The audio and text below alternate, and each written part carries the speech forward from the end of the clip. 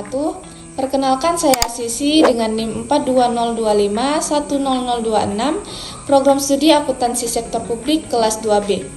Pada video kali ini saya akan menjelaskan materi tentang pengelolaan keuangan negara dan daerah untuk memenuhi ujian tengah semester mata kuliah pengelolaan keuangan negara dan daerah yang diampu oleh Bapak Freddy Handoko, SPD MAK.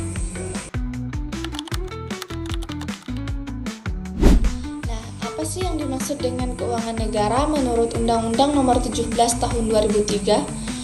Keuangan negara merupakan konsep yang sangat luas dan fundamental dalam tata kelola pemerintahan. Berdasarkan pasal 1 angka 1 Undang-Undang Nomor 17 Tahun 2003 tentang keuangan negara, keuangan negara didefinisikan sebagai semua hak dan kewajiban negara yang dapat dinilai dengan uang, serta segala sesuatu baik berupa uang maupun berupa barang yang dapat dijadikan milik negara berhubung dengan pelaksanaan hak dan kewajiban tersebut. Definisi tersebut mengandung makna yang sangat komprehensif karena tidak hanya mencakup uang dalam artian sempit, tetapi juga meliputi seluruh sumber daya yang bernilai ekonomis yang dimiliki atau dikuasai negara. Dengan demikian, keuangan negara menjadi fondasi bagi negara dalam menjalankan fungsinya sebagai pelayanan masyarakat dan penggerak pembangunan nasional.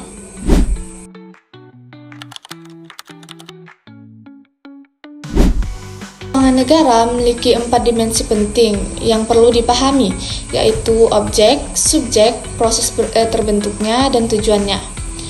Yang pertama, objek keuangan adalah segala sesuatu yang menjadi sasaran pengelolaan, mencakup hak negara untuk memungut pajak, mengeluarkan dan mengedarkan uang, serta melakukan pinjaman. Selain itu, objek keuangan negara juga meliputi penerimaan dan pengeluaran negara maupun daerah, serta kekayaan negara atau daerah yang dikelola sendiri ataupun oleh pihak lain, termasuk kekayaan yang dipisahkan pada badan usaha milik negara atau BUMN dan badan usaha milik daerah atau BUMD. Yang kedua yaitu subjek keuangan negara, yaitu merujuk pada pihak-pihak yang memiliki hak dan kewajiban dalam pengelolaan keuangan negara. Subjek tersebut meliputi pemerintah pusat, pemerintah daerah, perusahaan negara atau daerah, atau biasa yang disebut dengan BUMN atau BUMD, serta badan lain yang mengelola kekayaan negara yang dipisahkan.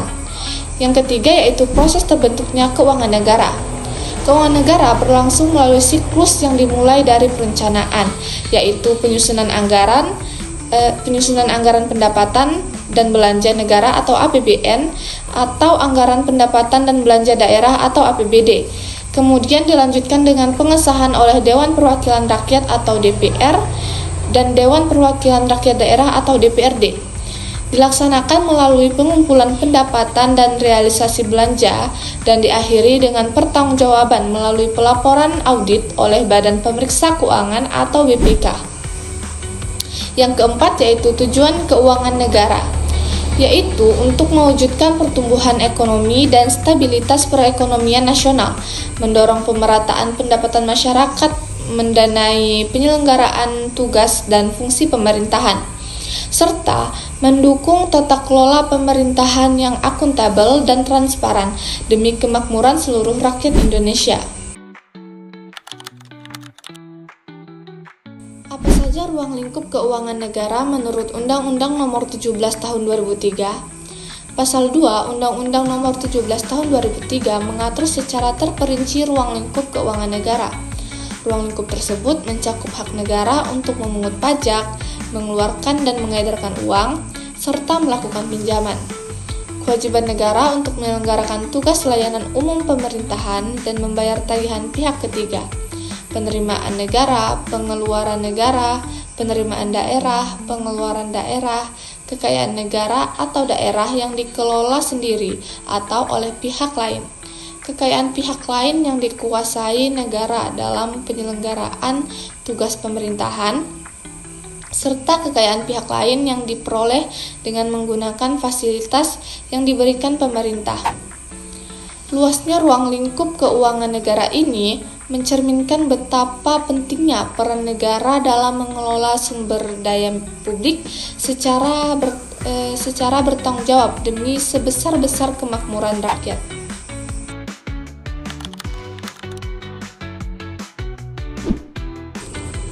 Penerimaan negara adalah semua uang yang masuk ke kas negara. Penerimaan negara terdiri atas penerimaan perpajakan, penerimaan negara bukan pajak atau PNBP, dan hibah. Contoh penerimaan perpajakan adalah pajak penghasilan atau PPh dan pajak pertambahan nilai atau PPN. Adapun contoh PNBP meliputi retribusi layanan pemerintah, hasil pengelolaan kekayaan negara yang dipisahkan, serta dividen dari BUMN. Pengeluaran negara adalah semua uang yang keluar dari kas negara untuk membiayai berbagai program dan kegiatan pemerintah. Pengeluaran negara meliputi belanja pegawai seperti gaji dan tunjangan PNS, belanja barang dan jasa operasional pemerintah, belanja modal seperti pembangunan infrastruktur jalan dan jembatan, subsidi energi dan pangan, serta bantuan sosial bagi masyarakat kurang mampu. Pembiayaan negara adalah setiap penerimaan yang perlu dibayar kembali atau pengeluaran yang akan diterima kembali, baik pada tahun anggaran bersangkutan maupun tahun-tahun anggaran berikutnya. Contoh pembiayaan negara antara lain penerbitan surat berharga negara atau SBN seperti obligasi negara dan sukuk negara, pinjaman luar negeri dari lembaga multilateral, serta penggunaan saldo anggaran lebih atau SAL untuk menutup defisit anggaran.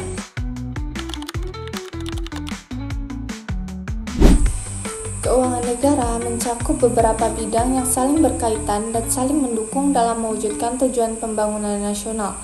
Pertama, bidang kebijakan fiskal, yaitu kebijakan pemerintah yang berkaitan dengan penerimaan dan pengeluaran negara melalui instrumen APBN. Contohnya adalah kebijakan penyesuaian tarif pajak penghasilan untuk mendorong investasi, pemberian subsidi bahan bakar minyak atau BBM untuk meringankan beban masyarakat, serta stimulus fiskal berupa belanja infrastruktur dalam kondisi resesi ekonomi. Kedua, bidang kebijakan moneter, yaitu kebijakan yang dijalankan oleh Bank Indonesia seperti otoritas moneter untuk mengendalikan jumlah uang beredar dari tingkat suku bunga. Contohnya adalah penetapan BI 7, Day Reverse Repo Rate sebagai suku bunga acuan, operasi pasar terbuka melalui penerbitan sertifikat Bank Indonesia atau SBI, serta pengaturan giro wajib minuman atau GWM bagi perbankan. Ketiga, bidang pengelolaan kekayaan negara yang mencakup pengelolaan aset dan barang milik negara secara optimal. Contohnya adalah sertifikasi tanah milik pemerintah, optimalisasi aset idle melalui skema kerjasama pemanfaatan atau KSP, serta pengelolaan portofolio investasi pemerintah melalui BUMN.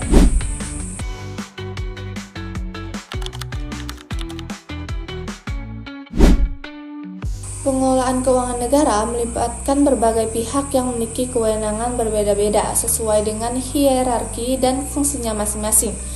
Presiden selaku kepala pemerintahan merupakan pemegang kekuasaan pengelolaan keuangan negara tertinggi.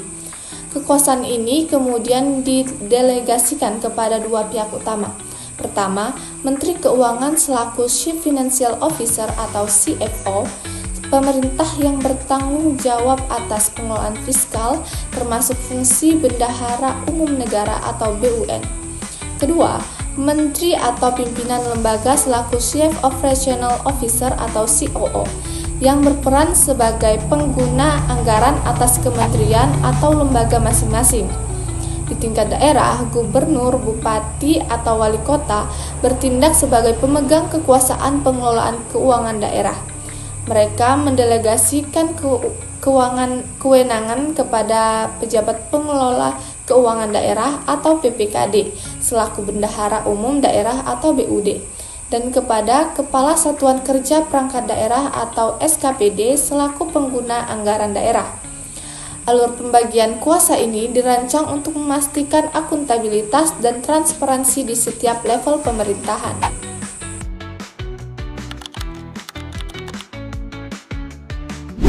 Kebijakan moneter di Indonesia diatur melalui beberapa undang-undang yang saling melengkapi. Undang-Undang Nomor 23 Tahun 1999 tentang Bank Indonesia, sebagaimana telah diubah dengan Undang-Undang Nomor 3 Tahun 2004 dan Undang-Undang Nomor 6 Tahun 2009, merupakan landasan hukum utama. Undang-undang ini menetapkan Bank Indonesia sebagai bank sentral yang independen dengan tujuan tunggal mencapai dan memelihara kestabilan nilai rupiah, baik stabilitas terhadap barang dan jasa atau inflasi maupun terhadap mata uang negara lain atau nilai tukar. Selain itu, Undang-Undang Nomor 7 Tahun 2011 tentang mata uang mengatur tentang rupiah sebagai satu-satunya alat pembayaran yang sah di wilayah Negara Kesatuan Republik Indonesia, termasuk percetakan, pengeluaran, pengelolaan, dan pencabutan uang rupiah. Undang-Undang Nomor 9 Tahun 2016 tentang pencegahan dan penanganan krisis sistem keuangan atau PPKSK juga berperan penting dalam mengatur koordinasi antara Kementerian Keuangan, Bank Indonesia, Otoritas Jasa Keuangan atau OJK, dan Lembaga Penjamin Simpanan atau LPS dalam rangka menjaga stabilitas sistem keuangan nasional. Keempat lembaga ini tergabung dalam Komite Stabilitas Sistem Keuangan atau KSSK yang bertugas memantau dan menangani potensi krisis keuangan secara terpadu.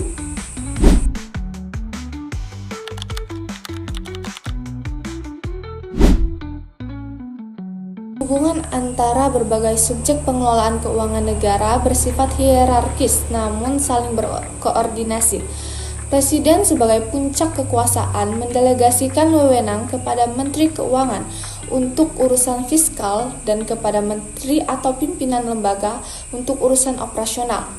Menteri Keuangan menjalankan fungsi bendahara umum negara melalui Direktur Jenderal Perbendaharaan yang membawahi kantor wilayah Direktorat Jenderal Perbendaharaan dan Kantor Pelayanan Perbendaharaan Negara atau KPPN di seluruh daerah.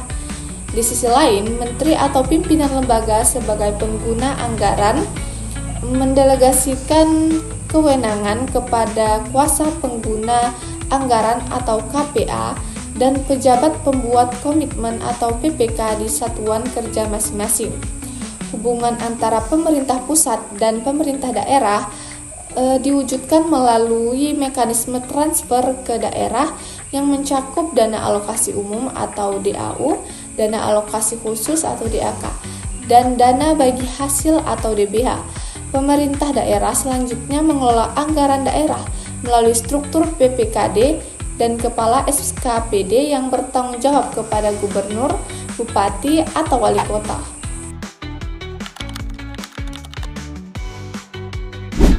Reformasi keuangan negara yang dilakukan pada tahun 2003 sampai 2004 melalui 3 paket undang-undang, yaitu Undang-Undang Nomor 17 Tahun 2003, Undang-Undang Nomor 1 Tahun 2004, dan Undang-Undang Nomor 15 Tahun 2004 membawa perubahan paradigma yang sangat mendasar dalam pengelolaan keuangan negara di Indonesia. Paradigma baru pertama adalah penganggaran berbasis kinerja atau performance-based budgeting. Sebelumnya, anggaran hanya berorientasi pada input, yakni seberapa besar alokasi dana yang digunakan.